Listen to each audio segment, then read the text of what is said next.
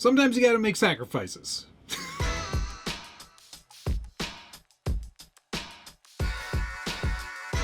Welcome back to the Scale Builders Guild. Thanks again for watching. It's episode 145 of What's on the Bench Weekly.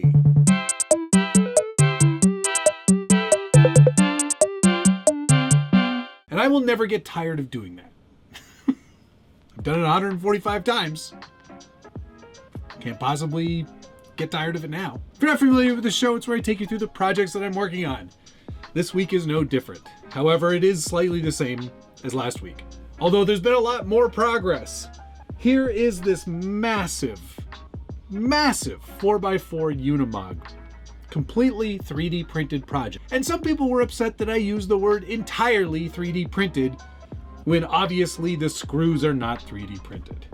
Or the springs. But that's it. Everything else is 3D printed. Well, okay, and also the bearings and the motor and the servo. But otherwise, I would argue that it's 99% 3D printed, because the amount of work and build plates and filament that I've gone through to build this giant Unimog.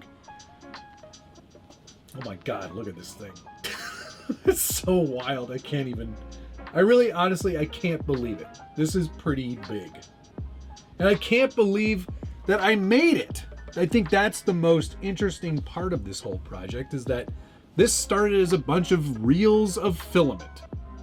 Just normal well, not normal, but lots of filament. And it's pretty wild. This is from the designer Casadio, and he is offering this set of files on umagine.com. So if you have a 3D printer of varying sizes, doesn't need to be a huge printer like the H2D. It can be something a bit smaller, and you can still print 99% of these pieces. There are a few that have to be separated into smaller parts to do it, but you could print this at home. You could do this. You could build this truck.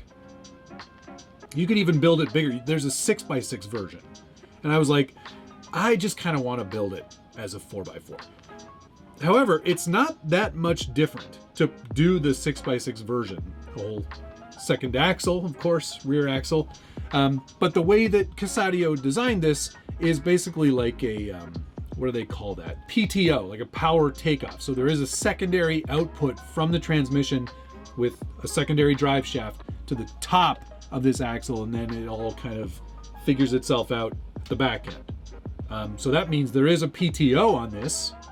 Of course, it's always running as the tires are running. There's no way to turn it off. So I guess you could do like a tiller, or maybe some sort of behind the truck snow thing. I don't know. But it is a very excellent design. Despite the time and effort required to print everything, the design is sound. Like, it's a smart design, and it works. I've got it all wired up now. Steering works. Motor works. You heard it in the last episode. It's not quiet by any means, but it does have that nice kind of diesel kind of sound to it, which I really appreciate, because these Unimogs in real life are diesels. So where are we at? Well, we've started printing the cab, and as you can see, there's a few pieces that aren't attached yet, but the majority of the cab is printed. The doors obviously open, and there is a windshield, which is why the Lexan counter's back to 1, because I did have to cut a piece of clear Lexan to make the window.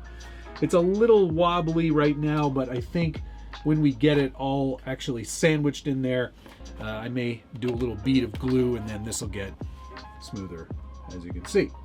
But yeah, I'm very impressed so far with the quality of the prints. The Bamboo Lab H2D is no slouch when it comes to big, fast prints. And if you are a Bamboo fan, today, which is Tuesday, they officially announced the H2C with their new Vortec nozzle changing system, which is like a rapid multi-nozzle, multi-color printing system. And it does look very cool. I'm hopeful that one of those will come here for review. We'll have to wait and see. In the meantime, though, I will continue to use both of my H2Ds at my disposal to print this giant Unimog. And it is coming together very nicely. I'm kind of working on the front clip, as you can see. Most of the stuff is not here yet because it needs to be printed still. But this is all going to attach here, and we've already got hinges for the hood. So it's all really kind of coming together. I'm pretty impressed, I have to say. Let's spin it around here so you get a good look at the back end. It will be a flatbed, but it isn't quite there yet. Oh my gosh, this is as far back on the bench as I can get it. But I'm gonna move it closer for 1 second. Well, here, I'll do this. Here, this is better. Okay. On the sides here are these very nicely designed sort of friction fit fuel cell tanks, and this is where you would put your electric fuel. Your batteries would go in here. There's a nice spot where an XT60 fits right through the chassis to go up to where the ESC is. And of course I'm using a 2-in-1 motor, so there is no ESC per se. So I will need a couple of wire extensions to make it to where these batteries are going to sit, but you can fit some monster batteries in here and go on a very long trek. And actually, that might be a really fun thing to do with this once it's complete. It's sort of a torture test of sorts to see how far I could go with this entirely 3D printed truck. Keeping in mind here, of course, all the gears, all the internals of the axles, everything is 3D printed. And I've used some pretty advanced filaments, PAHT being one of them, which is sort of a nylon filament for all of the gears. Some ABS-GF, PAHT, there is PLA as well. TPU is even involved here somewhere. I know I printed TPU elements, but I can't remember what they were now. What did I print in TPU? Something. If you can remember what the thing was that I printed in TPU, put a comment down below. You know I love reading through your feedback, and I try to answer as many of those comments as I can. All things considered, though, very impressed with this model. If you've got a lot of time on your hands and you want a really fun and rewarding winter project, I don't think there's anything better than this to recommend at this point. It is wild, and it's so cool. Very impressed. For electronics, I should mention this again. I did go with the Spectrum 2-in-1. I had it, so it's in there and it's working great. Spectrum radio transmitter. For servo, I am using a Reefs RAW 500. It's quite nicely hidden. That's the other thing. This does feel more like a scale model as opposed to just a model. I don't think we're gonna see that servo. It's in there though. There it is. Yep. Reefs sent me that so I could include that in this project. I really did feel like having a nice powerful servo and something this large was sort of necessary. And I think a RAW 500 is gonna be plenty of steering capability for a truck of this size. Don't forget, it's all unlocked differentials. So we're not expecting this to be a rock crawler per se. It wouldn't be in real life anyway. But I think it's gonna be plenty capable. There is an option to print your own tires in TPU, of course. And I think I'm going to not do that. I've ordered some of the new Proline 2.2 crawlers because, one, I love that tire. Two, it does have sort of a military-esque sort of tread pattern. And three, it's going to work a lot better than a TPU printed tire. Mainly because the TPU printed tires also have a TPU sort of insert as opposed to a regular foam. I'm not in love with 3D printed inserts. I've never really been a big fan. It's just personal. If it works for you, amazing. That's great. But I think I want to go with a regular, like, actual tire. I think that's probably the way to go. If at some point I decide that I don't like the size of these 2.2 crawlers, I will try printing the tires. I think it's fair. I've got some great pink TPU that I think would make awesome looking tires. As for finishing, I'm going to leave the chassis as is. Body, though, I think I am, instead of giving it a light sanding, it's already quite smooth because everything's printed at 0.16 as opposed to like a 0.20. So I think what we'll do is we'll do a clear coat on it. So it still has the blue look. I do like the color. I think it's a nice color. It'll pop in the winter for sure. And then we'll do, like I said, a clear coat. which I think will help kind of make it pop a little bit more, make it look a little more finished. If I sand it, I think it's going to require priming and paint. And I want to avoid that because I like this blue color. And I want to show off that it is 3D printed. I think that's fair. It will have a flatbed on the back too. That's in the process of being printed. And I'm definitely considering a full light kit because I think having lights would be a nice little addition. If you want to see that, hit the like button. And if you want to see more stuff behind the scenes, you know, of course, I've got a full members only section on the YouTube channel here. I do all kinds of behind the scenes content, tips and tricks, how-tos, travel logs, the works. And you get a lot, not all, but a lot of videos early. And in fact, I just released a members only video to the general public so you can see the sort of content that you might get as being a part of that membership. It's a tight-knit community, very awesome. Please help me by thanking all of these fellow ding-dongs for being a part of that amazing community. Thank you, ding-dongs. All right, on to the next thing. Next on the bench, here's my little rally fighter. It's so funny because I can't move the Unimog until it's done, so it just sits here. But here's this little SCX30 Locomotors rally fighter, and now the body is mounted firmly to the chassis. I'm using magnets because I thought this is non-destructive, strong magnets, but this is non-destructive. A little shoe goo and some 3D printed mounts for those magnets, and then same thing on the body, some 3D printed mounts and some magnets, and plop, sits on there really nicely. It's already been sanded a few times and primed, and it'll probably get sanded again and then again after that, and then probably one more time, and then it'll be sort of close to being ready. But you can see I did really do a careful job to make sure that like things like the LED lights were gonna kind of line up. Same thing in the front, you can't see them, but I've already started resin printing a lot of details and making sure that headlights and tail lights and everything was going to kind of work with the existing chassis, because like I said, I didn't want to do anything destructive to the chassis to ruin the potential for other things in the future.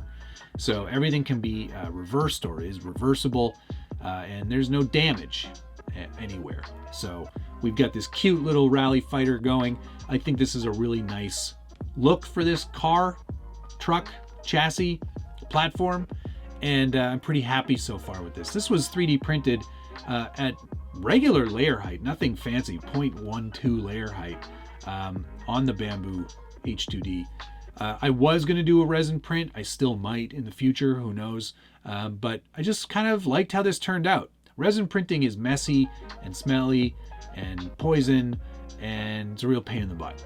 So I tend to not use it as much as I probably could, but you know, for fine details, like all of these little tiny bits, like, you know, windshield, rear glass, headlights, tail lights, which have been painted already, like all this stuff you kind of need to do in resin. So that's what I did. Even the grill is resin. Very small grill. You go, grill. I think that most of these things probably glue in from behind. So, you know, as this thing gets closer to being done, I will add all of those bits. Trying to figure out a nice paint job for this. I've been looking at a lot of examples, and a lot of people do like a really fun kind of different front clip and then, you know, flat paint everywhere else. So we're gonna probably do something like that. Or if there's a livery that you had in mind, post it down below. I'm open to any and all suggestions. So another week or two, and then I figure this one will be all done and ready to hit the rocks or snow, whatever I've got. So, cute little guy. On to the next thing. Finally today, this is the FlySky G11P, and I don't know much about this radio, but I bought one. No, I actually got this from friend Tim Thornton, and Tim represents 314 RC Crawlers. You can see his stickers right on the box there. What Tim does is he takes these existing G11Ps and makes them a lot easier to use for a rear steer buggy. And that's why I got this, because rear steer is one of those things that I've always kind of struggled with. So I wanted to try out something that he's modifying to make using rear steer so much easier on a nice modern radio. And this is a nice modern radio. I'm not much of a Fly Sky guy typically, but this is good. Some nice instructions are included thanks to Tim, which is really, really great. All kinds of really nice manual there. That's good. Some candy, which I am happy to have candy, and it's nerds, so that's always good to see. But here's the main modification that Tim makes, and it's this really nice, bright, burnished aluminum knob. And what it basically allows for is a good quality rear steer. Having that on your thumb, ooh, that is a good feeling. I like that a lot. Now, I don't know how he does it. I'm sure it's just a pot change and a modification to how this all works. But it's a nice solid mod. Looks really, really good. Very clean, almost factory. You wouldn't know it was anything different. And the hand feel is pretty good. Like, I can see myself, yeah, that's gonna work pretty well. And as long as you have a nice long thumb, a knob like this is good. And ooh, you can feel where center is. That's really important. Fantastic. That's really good. So we're gonna get this powered up in the next little while and figure out how this all works. So thank you, Tim, for sending this my way. Very nice job. Very quality. Much quality, very human. It's not a bad feeling radio, if I'm honest. And Josh has all the files to make like a handle for this, so we'll probably end up doing that too. There's a lot of, this is interesting. It's very similar layout to the 6PV with some of those pots and buttons and stuff. So that's kind of interesting to see. But much better implementation of rear steer right there. That's pretty good. So we'll get that installed, and I will give you a full rundown after that. But 314 RC Crawlers, more information can be found on Facebook, Tim Thornton, 314 RC Crawlers. I'll put a link down below to his page, so you can check these out and see if you want to send him your radio, or if you want him to make up a whole new radio for you just like this. Thanks, Tim, and thank you for watching. We'll see you all again next week.